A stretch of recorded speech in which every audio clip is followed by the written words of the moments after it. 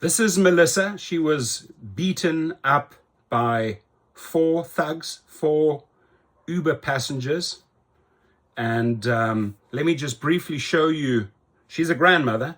This is her picture before, they beat her up.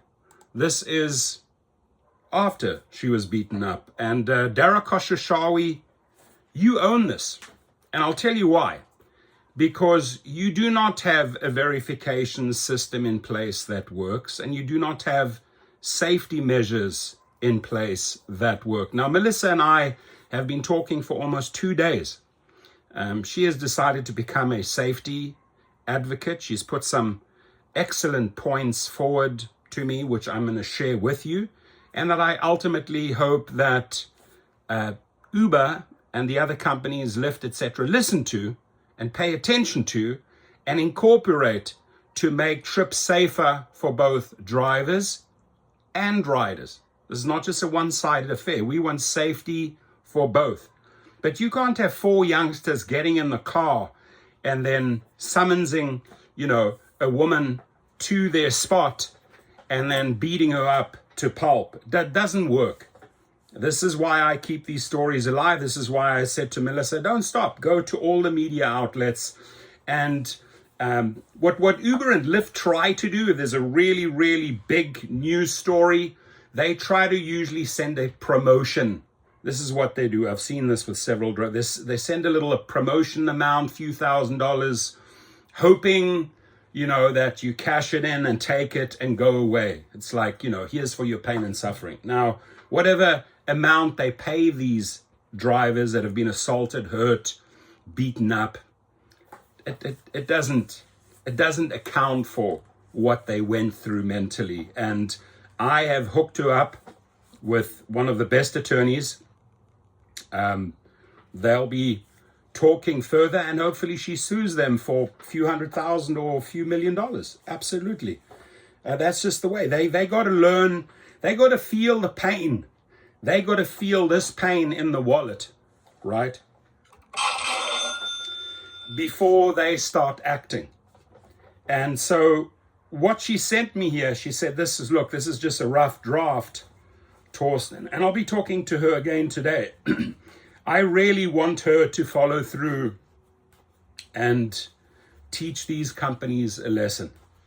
She cannot let the CEO of this company get away with this type of behavior. Experiencing a traumatic carjacking and assault as a rideshare driver, she's a grandmother, has profoundly impacted my perspective on driver safety.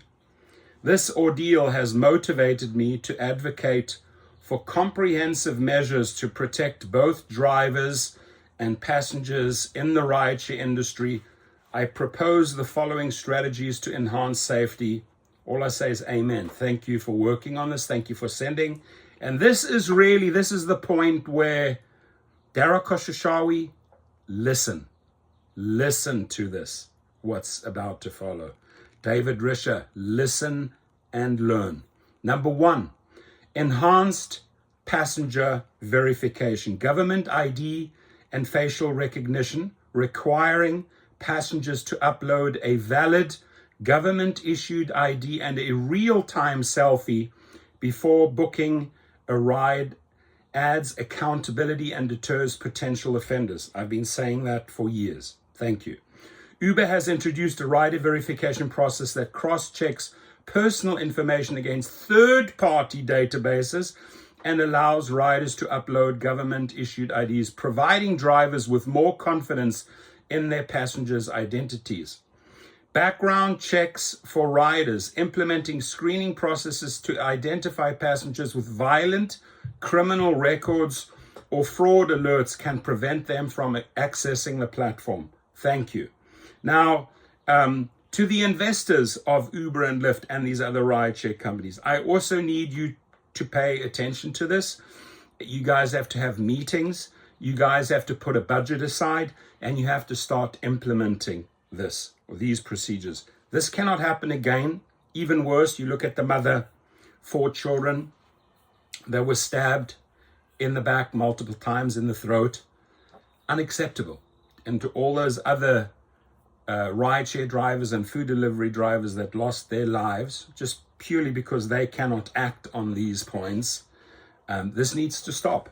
And we're going to keep on protesting, and we're going to keep on doing strikes and bring attention to this, because, you know, the public, the people that actually take the rides, also need to know, hey, safety works both ways. We want you, the rider, getting into our car to feel safe, and we, the driver, picking up all these unknown emojis, fake names, all this bullshit that's not verified. It's going to end. It's going to end. So number 2, advanced safety features in the app: SOS, emergency button, silent alarm, introducing a discrete emergency button within the driver's app that silently alerts local authorities and shares real-time location data when activated, can provide immediate assistance in critical situations. Amen. Panic code system, establishing a system where drivers can use a preset code or phrase to signal distress, can trigger immediate assistance without alerting the passenger. Excellent point. Real-time monitoring and intervention. None of this bullshit, oh, I'm going to call this 911 ADT crap, which doesn't work, right? It's been tested, doesn't work. Real-time monitoring and intervention, utilizing AI to monitor rides for unusual activities such as prolonged stops or route deviations, and initiating wellness checks or emergency responses as needed, can proactively address potential threats. Number 3, improved communication and transparency, driver-passenger ratings transparency, allowing drivers to access passenger ratings and reviews before accepting a ride, enables informed decisions. 2-way video calls for all users, implementing a mandatory brief live video chat between drivers and passengers before the ride begins, enhances mutual trust and safety. Wow, powerful. Mandatory destination entry, ensuring passengers input precise drop-off locations during ride request, prevents drivers from being led into unsafe or unfamiliar areas. Amen. Stronger in-vehicle security measures, dash cams and interior cameras, providing or subsidizing high-quality tamper-proof cameras with cloud storage, deters criminal behavior and provides evidence if incidents occur. Absolutely. Whether you have a dash cam or a dash cam with storage, I would always go for cloud storage. It's a must. It's money you need to invest as a rideshare driver and food delivery driver worldwide. It's a must, my friends. And then if you can, go on to Amazon, get those stickers. Hey, this car's under video surveillance, or, you know, all the little deterrents on the outside so that they don't get into the inside of your car and then suddenly see, oh crap. No, start scaring them off from the outside. Vehicle GPS tracking with emergency alert feature, equipping vehicles with GPS trackers that send automatic alerts if the driver's phone is disconnected or the vehicle deviates significantly from the planned route, enhances monitoring. Auto locking rear doors, implementing smart locking systems, allowing drivers to control passenger door locks, prevents unauthorized exits or potential carjackings. I mean, she has gone into great detail. I've reported on several of these features. She's gone way beyond this. Now, we do understand, and the companies also need to understand, this is going to cost a lot of money to implement this, but it's going to save lives going forward. Using a third-party database, give me a break. Give me a break. And they don't even have to verify. If they don't want that little verification system, right, they don't get the verification star. It should be a requirement, just as drivers have to undergo all of these background checks. It has to be a requirement, and not from third-party databases. Dara Khosrowshahi investors, David Risher, and LYFT investors. Not from third-party databases. Geofencing high crime areas, restricted pickups in dangerous zones, disabling ride requests originating from high crime areas unless they are directed to safe designated pickup points, reduces exposure to risky locations. Now, unfortunately, in number 5, this is where the problems originate. And unfortunately, the companies are unable to say no. Well, they'll take a penny or a dollar from anyone. Like I said before, and I use this phrase again and again, Dara Khosrowshahi will sleep with anyone for a dollar. Doesn't matter if she has herpes, AIDS, syphilis, gonorrhea, crabs. He will bang anyone for a dollar. Geofencing, as I said, high crime areas, restricted pickups in dangerous zones, disabling ride requests originating from high crime areas unless they are directed to safe designated pickup points, safe zones for pickup and drop-offs, establishing well-lit monitoring locations for pickups and drop-offs, especially during late hours, enhances safety. Self-defense and training support, rideshare safety training, offering mandatory training programs, focusing on situational awareness, conflict de-escalation. 6 is a big one here. Conflict de-escalation and emergency response strategies equips drivers with essential skills. We've gone over several of those in this channel. Allow non-lethal self-defense tools, permitting drivers to carry AMN. Approved non-lethal self-defense tools such as pepper spray or stun devices, where legally permissible, provides personal protection options. I say allow a firearm, a 9mm, so you can put them out of their misery right there and then. But they will not allow that.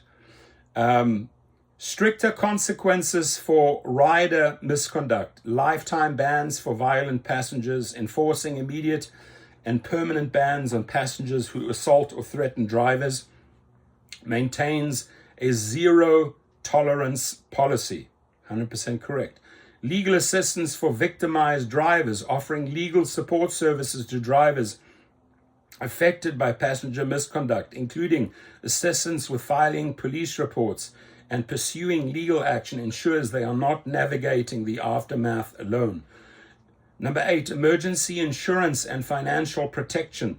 Income protection for injured drivers, establishing funds to compensate drivers who are unable to work due to injuries sustained on the job, provides financial security during recovery. Medical and trauma support services, providing access to medical care and counseling services for drivers recovering from traumatic incidents, addresses massive earthquake. As I'm reading this, massive earthquake. Jeez, like the house just shook. As I'm reading this, the house just shook big time.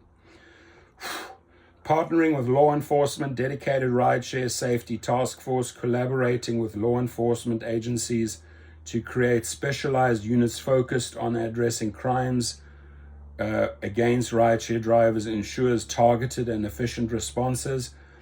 Driver crime alert systems, implementing a system to notify drivers in real time about recent crimes or threats in their vicinity, enables them to avoid dangerous areas.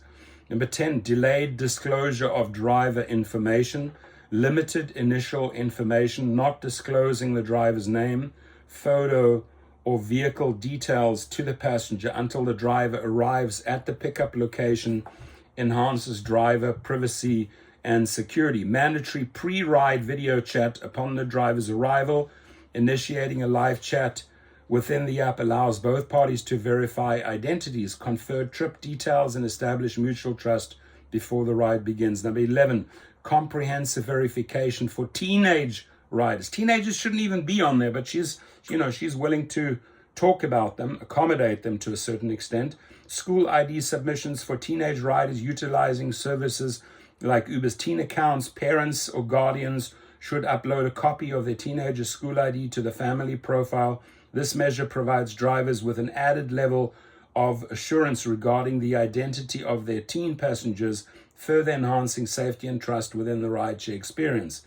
By integrating these comprehensive measures, rideshare companies can significantly enhance driver safety, fostering a more secure and trustworthy environment for all stakeholders involved. Thank you. Excellent, Melissa. Glad that you're becoming a safety advocate. Let's give her a huge shout out. I'm going to leave her GoFundMe link below if you want to make a small contribution. And like I said, I've opened up the doors. I've been talking to attorneys that are willing to represent her.